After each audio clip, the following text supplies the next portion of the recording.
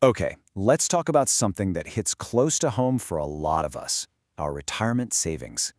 We're going to look at a real-life story, and trust me, it's a bit of a shocker. It really pulls back the curtain on a huge misunderstanding about RRSPs and what happens when the taxman finally shows up to collect.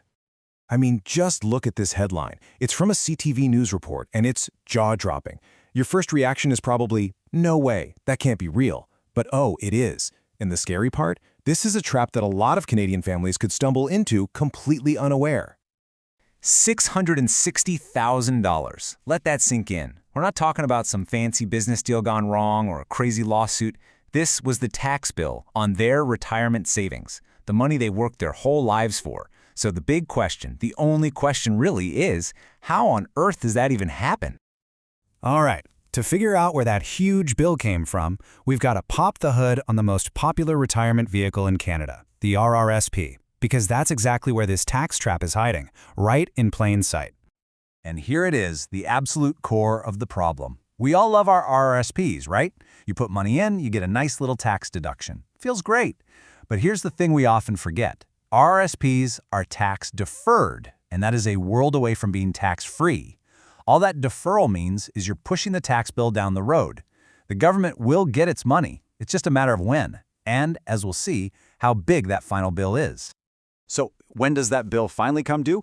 Well, it happens at the end. The moment the last owner of an RRSP passes away, the CRA steps in and says, okay, that entire pile of money, it's now considered income for that year.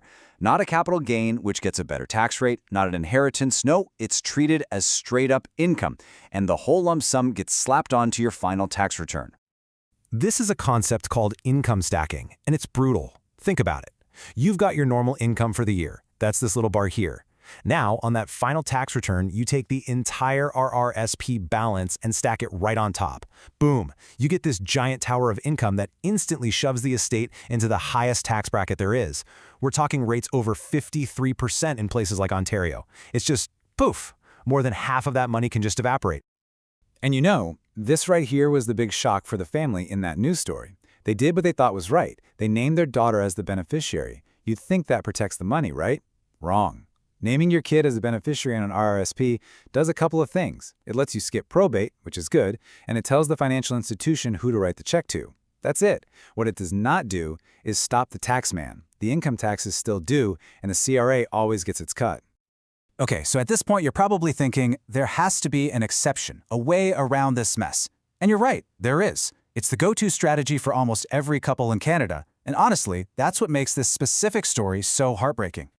So let's just ask it plainly. Is there any way to dodge that huge, immediate tax hit when one spouse dies? Yep, absolutely. And it's all thanks to something called the spousal rollover. And this is a really, really useful tool. Basically, the spousal rollover lets you take your entire RRSP and just roll it over into your surviving spouse's RRSP.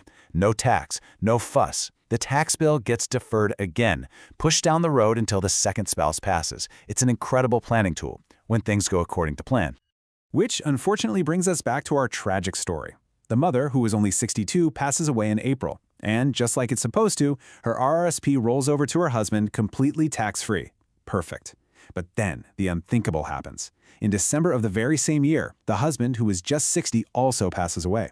And just like that, he became the final owner of not just his RRSP, but hers too. The rollover was done, and the combined value of everything became taxable all at once on his final return. And that's what triggered that nightmarish bill.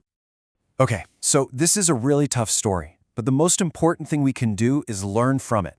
Let's shift gears now from the problem to the actual solutions, because there are things you can do, proactive steps you can take to get ahead of this and protect your estate.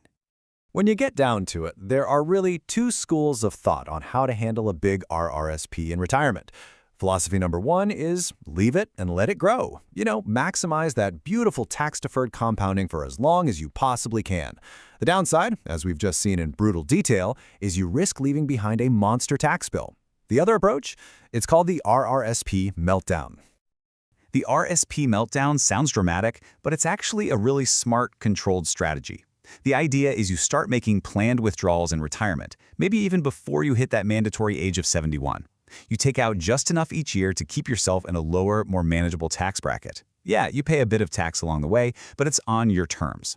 Then you can take that after-tax cash and put it into a TFSA or another investment. You're basically whittling down the RSP over time so that final tax bomb is much, much smaller. Okay, but what about life insurance? You hear about this all the time. Can't you just, buy an insurance policy to take care of this whole mess? It's a really common approach, for sure. The logic is pretty straightforward. You do some math, get a rough idea of what that final tax bill will be, and then you buy a life insurance policy with a death benefit to match. When you pass, that insurance money pays out totally tax-free, giving your estate the cash it needs to pay the tax bill. Simple, right? Well, here's the catch. You're not actually avoiding the tax. You're just paying for it in advance, through years and years of insurance premiums. And that, my friends, is a real cost. So you see, knowing all this stuff is one thing. It's interesting, maybe a little scary, but knowledge isn't enough. It's the planning that gives you control. It's about taking what we've talked about and turning it into an actual, actionable plan for your family and your legacy. So let's just break it down one more time. You've got the spousal rollover, which is great, but it's really just delaying the inevitable. Then there's the RRSP meltdown, which is all about actively shrinking that final tax bill, but you've got to be disciplined. And finally, life insurance, which gives your family the cash to pay the bill, but you're paying for that liquidity with premiums. There's no single right answer. It really depends on your specific situation. All right, so what are the big things to remember from all this? Number one, your RRSP is tax-deferred, not tax-free. That's the big one. Number two, when you pass away, that whole amount becomes income taxed all in one shot. 3, naming your kids as beneficiaries is great, but it doesn't sidestep the income tax. And finally, the most important point, you can get ahead of this. A good plan is the only real defense you have. And that really brings us to the final thought I want to leave you with. This is the question to really think about after you're done watching this. Now that you know about this potential tax shock hiding inside your retirement savings, what's your plan to protect the legacy you've worked so hard to build?